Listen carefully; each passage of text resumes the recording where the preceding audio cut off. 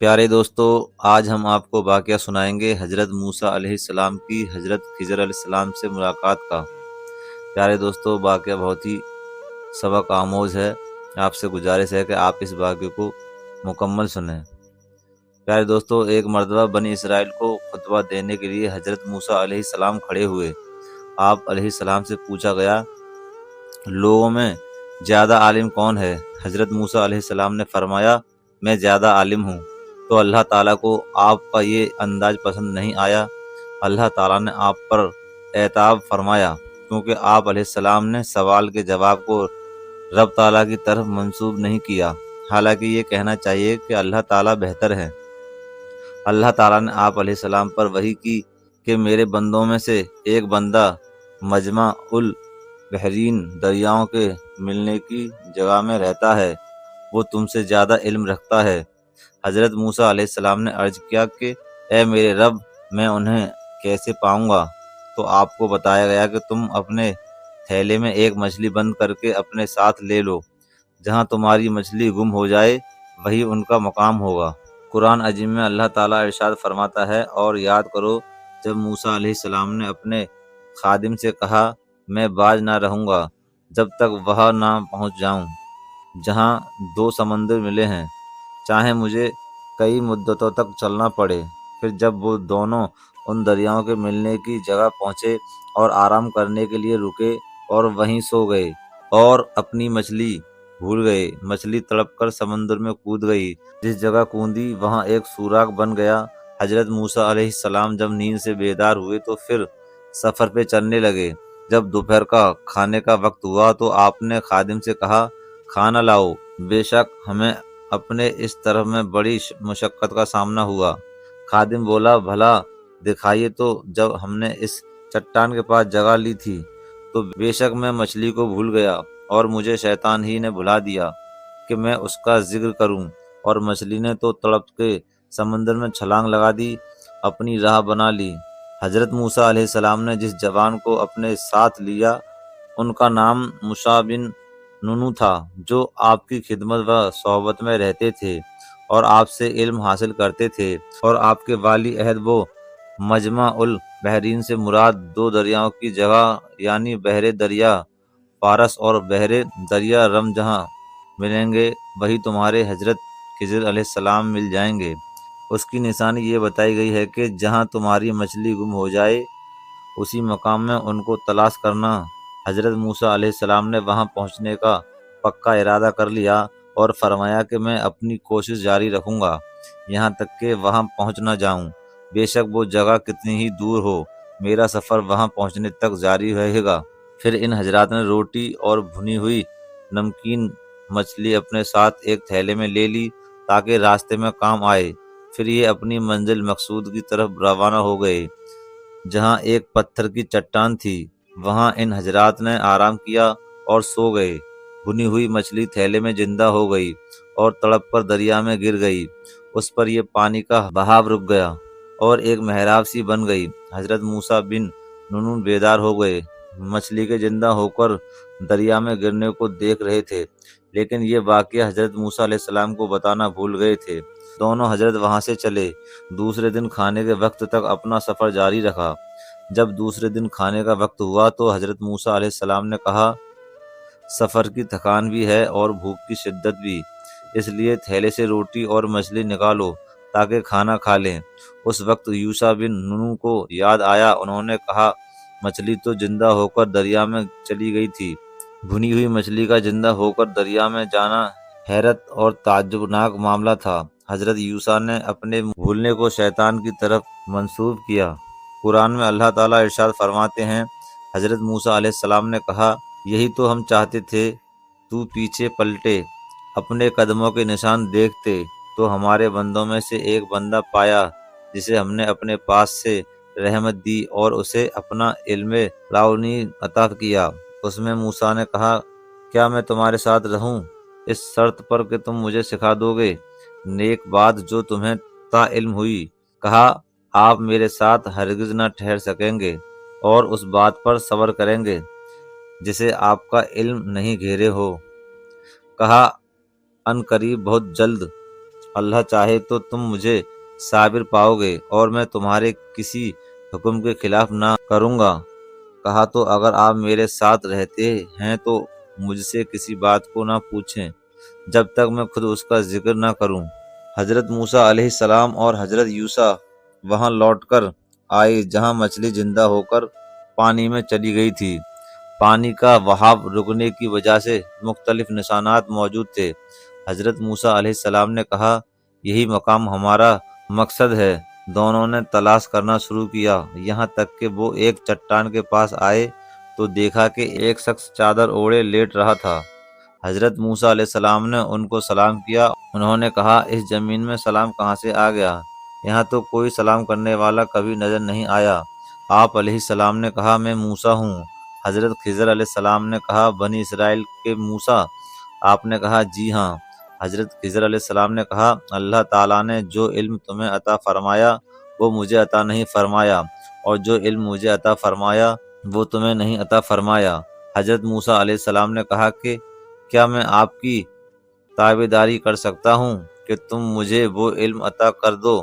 حضرت خضر علیہ السلام کو معلوم تھا کہ ان میں ظاہری شریعت کا علم عطا کیا گیا ہے، یہ باطنی امور پر صبر نہیں کر پائیں گے، اس لیے انہوں نے کہا، تم کیسے صبر کر سکو گے؟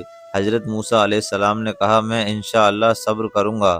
حضرت موسیٰ علیہ السلام چونکہ پہلے ہی کہہ چکے تھے کہ میں انشاءاللہ صبر کروں گا اور آپ کے حکم کی نافرمانی نہیں کروں گا، اس لیے آپ کو خضر علیہ السلام نے ساتھ رہنے کی اجازت دے دی۔ اب دونوں چلے یہاں تک کہ جب کشتی میں سوار ہوئے اس بندے نے اسے چیڑ ڈالا۔ حضرت موسیٰ علیہ السلام نے کہا، کیا تم نے اسے اس لیے چیڑا کہ اس کے سواروں کو ڈبا دو؟ بے شک یہ تم نے بری بات کی۔ کہا، میں نے نہ کہا تھا کہ آپ میرے ساتھ ہرگز نہ ٹھہر سکو گے؟ کہا، مجھے یہ میری بھول پر گرفت نہ کرو اور مجھ پر میرے کام میں مشکل نہ ڈالو۔ حضرت موسیٰ علیہ السلام اور حضرت خضر علیہ السلام دریا کے کنارے چل رہے تھے۔ ان کے قریب سے ایک کشتی والے لوگوں نے حضرت خضر علیہ السلام کو پہچان لیا تھا، اس لیے ان لوگوں نے آپس میں کلام بات کیا کہ انہیں کشتی میں سوار کرنا چاہیے، لہٰذا انہوں نے بغیر اجرت مزدوری لینے کے ان حضرات کو سوار کر لیا۔ حضرت خضر علیہ السلام نے کشتی کا ایک تختہ اکھاڑ دیا تھا۔ حضرت موسیٰ علیہ السلام نے تعجب کرتے ہوئے کہا کہ اس قوم نے ہمیں بغیر اجرت مزدوری کے کشتی پر سوار کیا، تم نے اسے توڑ دیا، تم لوگوں کو غرق کرنا چاہتے ہو۔ خیال رہے یہ کشتی کا توڑنا کنارے کے قریب جا کر تھا اور خضر علیہ السلام نے وقت کے طور پر اس میں کیل بھی لگا دی تھی۔ حضرت خضر علیہ السلام نے کہا، میں نے جو کہا تھا کہ تم ظاہر دیکھ صبر نہیں کر سکو گے۔ حضرت موسیٰ علیہ السلام نے کہا، مجھ سے بھول واقعی ہو گئی ہے، اس لیے اس میں میری کوئی گرفت نہ کرو۔ پھر دونوں چلے یہاں تک کہ جب ایک لڑکا ملا، اس بندے نے اسے قتل کر دیا۔ موسیٰ علیہ السلام نے کہا، کیا تم نے ایک ستھری جان بے کسی جان کے بدلے قتل کر دی؟ بے شک تم نے بہت بری بات کی۔ کہا، میں نے آپ سے نہ کہا تھا کہ آپ ہرگز میرے ساتھ نہ ٹھہر پائیں گے؟ کہا، اس کے بعد میں تم سے کچھ پوچھوں تو پھر میرے ساتھ نہ رہنا، بے شک میری طرف سے تمہارا عذر پورا ہو چکا ہے۔ جب کشتی سے دونوں حضرت نکلے تو کنارے پر چل رہے تھے۔ جب ان کا گزر ایک بستی سے ہوا، وہاں لڑکے کھیل رہے تھے۔ ایک لڑکا جو تمام لڑکوں سے زیادہ حسین اور صاف ستھرا تھا، آپ نے اسے سر سے پکڑا اور اس کا سر جدا کر دیا۔ ایک روایت میں ہے، آپ نے اسے لٹا کر چھری سے ذبح کر دیا۔ حضرت موسیٰ علیہ السلام نے بڑے غصے میں زوردار آواز سے کہا، یہ تم نے کتنا برا کام کر دیا، ایک نابالغ بچے کو قتل کر دیا جو صاف ستھرا گناہوں سے پاک تھا، اس پر کوئی قصاص لازم نہیں تھا۔ یہ ایسا کام تم نے کیا ہے جو سراسر عقل کے خلاف ہے۔ حضرت خضر علیہ السلام نے کہا، میں نے جو کہا تھا کہ تم صبر نہیں کر سکو گے۔ حضرت موسیٰ علیہ السلام نے کہا، اس کے بعد اگر تم نے کوئی سوال کیا تو تم میرا ساتھ چھوڑ دینا، کیونکہ اس وقت تمہیں میری طرف سے عذر حاصل ہو جائے گا۔ پھر دونوں چلے یہاں تک کہ جب ایک گاؤں والوں کے پاس آئے، ان گاؤں والوں سے کھانا مانگا، انہوں نے انہیں دعوت دینی قبول نہ کی۔ پھر دونوں نے اس گاؤں میں ایک دیوار گری پائی، حضرت خضر علیہ السلام نے اسے سیدھا کر دیا۔ موسیٰ علیہ السلام نے کہا، تم چاہتے تو اس پر کچھ مزدوری لے لیتے۔ کہا یہ میری اور آپ کی جدائی ہے، اب میں آپ کو ان باتوں کا پھر بتاؤں گا جن پر آپ سے صبر نہ ہو سکا۔ یہ بستی آتنکیہ یا آئلیہ تھی۔ حضرت موسیٰ علیہ السلام بھوک کی وجہ سے اس حالت میں تھے کہ کسی سے غذا کھانا طلب کرنا جائز ہوتا ہے، وہ بلکہ جان بچنے کی وجہ سے واجب ہو جاتا ہے۔ ایسے حال میں ان لوگوں پر بھی واجب ہو جاتا ہے کہ وہ غذا کھانا کھلائے۔ اسی وجہ سے حضرت موسیٰ علیہ السلام نے دیوار درست کرنے پر اعتراض کیا کہ ان لوگوں نے تو ہمیں شدید بھوک کے حالات میں کھانا بھی نہیں کھلایا، تو ان سے اجرت مزدوری لینی ضروری تھی۔ جب ان دونوں نے دیوار کو دیکھا جو ایک طرف جھکی ہوئی تھی، گرنے کے قریب پہنچ چکی تھی، حضرت خضر علیہ السلام نے ہاتھ سے سیدھا کر دیا یا صرف ہاتھ پھیرا اور وہ دیوار سیدھی ہو گئی۔ یہ در حقیقت ان کا معجزہ تھا۔ حضرت موسیٰ علیہ السلام کے اس اعتراض پر حضرت خضر علیہ السلام نے کہا، آپ کے وعدے کے مطابق میرے اور آپ کے درمیان جدائی کا وقت آ چکا ہے۔ البتہ یہ 3 کام جو میں نے کیے ہیں اس پر آپ نے اعتراض کیا، ان میں سے ہر ایک کی وجہ اور حکمت میں بیان کر دیتا ہوں تاکہ آپ کو پتہ چل جائے اور آپ جس غرض سے آئے تھے یعنی علم حاصل کرنے کے لیے وہ بھی حاصل ہو جائے۔ وہ جو کشتی تھی وہ کچھ محتاجوں کی تھی جو دریا میں کام کرتے تھے، تو میں چاہتا تھا کہ اسے عیبدار کر دوں، اور ان کے پیچھے ایک بادشاہ تھا کہ ہر ثابت کشتی زبردستی چھین لیتا۔ سورہ الکہف آیت نمبر 79۔ حضرت خضر علیہ السلام نے فرمایا، یہ کشتی 10 مسکینوں کی ہے جن میں کچھ اپاہج بھی ہیں، وہ اس کی مزدوری سے اپنا گزر بسر کر رہے ہیں۔ جب یہ واپس لوٹیں گے تو ان کو بادشاہ جالندی کا سامنا کرنا پڑے گا۔ وہ صحیح کشتی کو پکڑے گا لیکن عیبدار کو نہیں پکڑے گا، اس لیے میں نے اسے عیبدار بنانے کا فیصلہ کر لیا تاکہ یہ کشتی وہ نہ چھین سکے اور ان کی محنت و مزدوری جاری رہے۔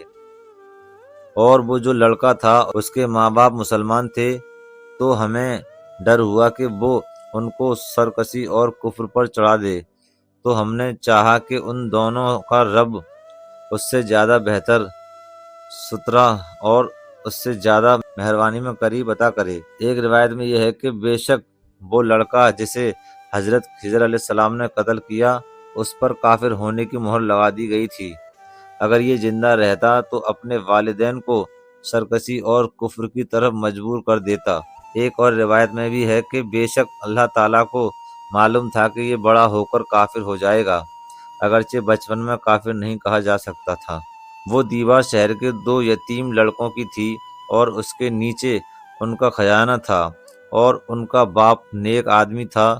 تو آپ کے رب نے چاہا کہ وہ اپنی جوانی کو پہنچے تب وہ اپنا خزانہ نکالے آپ کے رب کی رحمت سے، اور یہ سب کچھ میں نے اپنے حکم سے نہ کیا۔ یہ فیر ہے ان باتوں کا جس پر آپ سے صبر نہ ہو سکا۔